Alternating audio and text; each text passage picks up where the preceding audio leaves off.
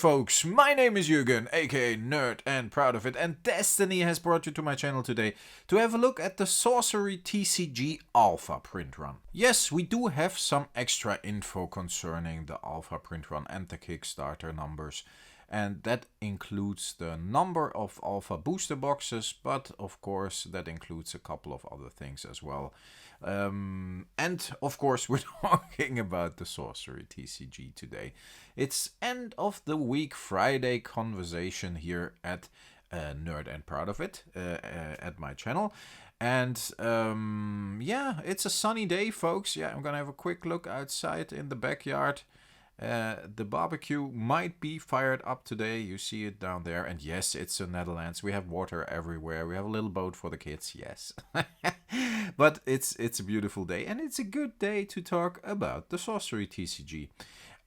Folks, first of all, let's look at the Alpha booster boxes. Because we got a confirmed number for that. And I think, yeah, I'm going to put you back on the stand. And I think that's an interesting number, because on the channel we estimated about 25 to 30,000, and it's actually 29,000 Alpha boxes. And what that means we will discuss in a minute, but in general my first impression about the number of Alpha boxes is that, considering the success of the Kickstarter, it's a reasonably low amount of Alpha boxes, and I'm pretty happy with that. Especially if you consider we had about 6,495, how much was it? 6,456 backers. And if everybody, that equals about 4.5 booster boxes, so everybody ordered on average about 4 to 5 booster boxes. That tells me as well that a lot of people are interested, and if every one of those backers, Kickstarter backers, opens just one box, then we already are down 6,500 boxes. So we are close to 20k sealed boxes. That's a pretty low number, I think, especially if you compare it to like the bigger TCGs on the market. In general, I heard a lot of people telling me, yeah, they ordered a case and an extra box, and the extra box they want to open and they want to keep the case sealed, maybe resell it later. I heard others, and quite a few, that are totally into the game, love the artwork. Let's put some artwork on the screen here as well, so you don't look at my bad handwriting only. But that they wanna, they backed like 2-3 boxes, some of them a case, some buddies of mine, and they actually wanna open the whole case. So yeah, I think it's reasonable to assume that after initial delivery of the Kickstarter, we will be left with around 20k boxes sealed. And yeah, if you look at comparable things like Flesh and Blood, where the print run was a little lower, I think the first print run was about for Welcome to Wraith was about 17,500 boxes, same for Arcane. And then for Crew it was 35,000 or something. Then yeah, that's definitely in line with that, a little higher, but the exposure they got before they launched the Kickstarter, especially through Rudy from Alpha Investments, of course, pushed them a little further. Very successful Kickstarter, $4 million, a little more than $4 million was the final amount they reached. So that's pretty good, folks. And you already saw me mark down the collector pledge amount, and yeah, we in total we got like yeah, that's more or less the avatar of the realm for $10,000, folks. But there we have 4. And that means, yeah, we're going to talk about the rarities as well a bit. I already want to write that down so I don't forget it. But that means, like, these 4 pledges, they get the elemental avatar painting, the 4 cases, 4 precons, 4 playmats, everything signed, and 1 set of art proof cards. So that's 4 sets of artist proof cards. And if you consider that not all of the artists who get, normally they get about, like, I would say 50 artist proof cards of every card they make. And that means in total they're probably, maybe if they print a little more for themselves, maybe like 50 to 100 sets of artist proof cards, and 4 of them only are around in the wild for the avatar backers, Avatar of the Realm.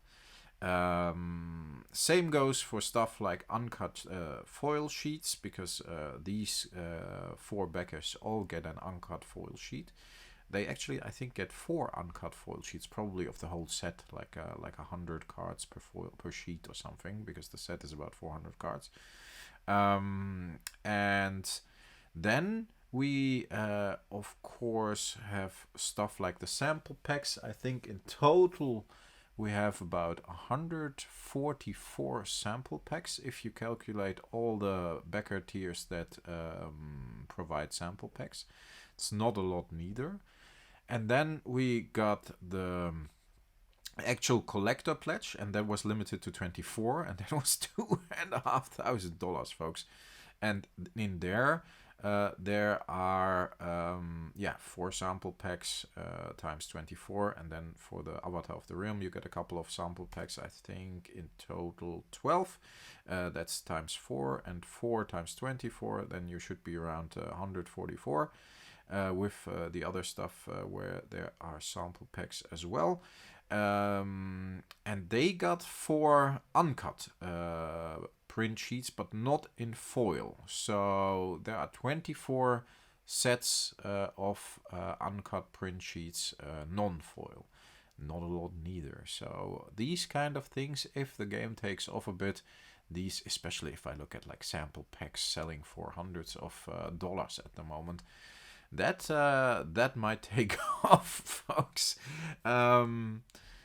Rarities, in total, of course, if you look at the set, you got 4 rarities that's unique, elite, exceptional, and ordinary. You can see these rarities on the card. The cards are called like exceptional this or ordinary that, and I put some cards on the screen. I like the pirate ship very much personally, but I like the cyclopean mummies as well. But there is a lot of great artwork. The artwork triggers me a lot. That's I think a main driving factor for this game. But if you look, because the rarity is not it's not defined by the... They said something here and there, but it's not defined by the creators yet. I think if you look at the unique cards, that's like the highest: unique, elite, exceptional, ordinary. So unique is the highest rarity. Then you got elite, then you got exceptional, and then you got ordinary. That means if we think we got 1 unique card in every 5 packs, then it's probably about 36 packs. That's about 7 times 5, it's 35. That's 7 unique cards per pack, and that's per box. Sorry. And we got 29,000 boxes. So that's about 140, 7 times 9, 63, 203,000 per rare, 203,000 rares. And then or rares, uniques. The Magic player is taking a hold of me. Let's say around 200,000 uniques, and I think I saw it mentioned that about 60 cards of the 400 would be unique. So 200,000 divided by 60, that's around 3,500. 10 is 35, times 6 is 186, times 5 is 30, 210. Let's say 3,500 unique cards, or of every unique card, there will be around 3,500.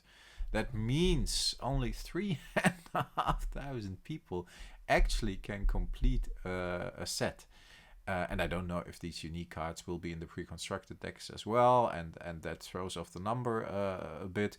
But in general, let's say 3,000 to 4,000 people, maybe 5,000 people can complete an alpha set. That's a pretty low number. It's a little higher than the 1,000 alpha rares from Magic the Gathering, but yeah, of course, this is different because we all know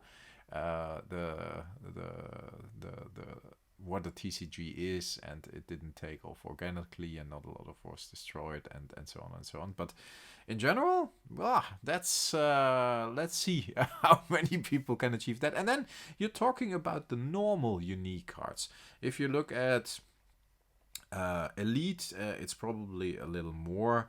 I would say maybe 3 times as much. Let's say 9,000, 10,000 unique cards.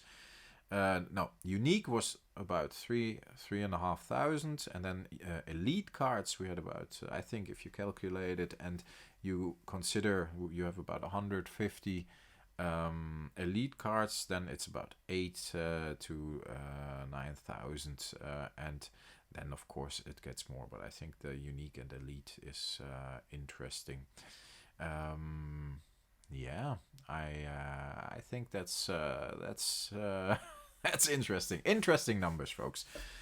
Gonna wrap it up here, folks. Last thing I wanna mention as well is we're talking about the unique and elite cards, non-foil. I don't know what the foil distribution will be, and they also during the Kickstarter, of course, added stuff like box toppers. So there are 29,000 box toppers, and there are, I think, 3 cards in these box toppers. So these cards are pretty rare by themselves. They're only 29,000. I can see a box topper go for a lot. The sample packs, I think I said 144, but it should be around 244, 250 sample packs. Sorry, I made a mistake there. That's pretty interesting, very low number. And then you got those curio cards, which were unlocked at 1 million as a stretch goal, and these are distributed among the set as well, and are said to be like super rare, almost not showing up anywhere in I don't know how many boxes there's one. So even these things, these cards, these little extra cards are super rare as well. So yeah, 29,000 alpha boxes, folks. What do you think? Let me know. I'm very interested in your opinion. I think it's a very low number considering the attention the game got, and the popularity it already has because of its artwork, and because of its support from bigger distributors, YouTubers, whatever.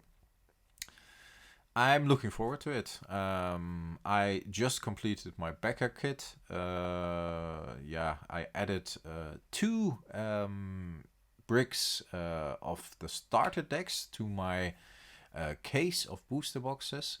I also added a 2-player playmat, and yeah, I'm looking forward to it.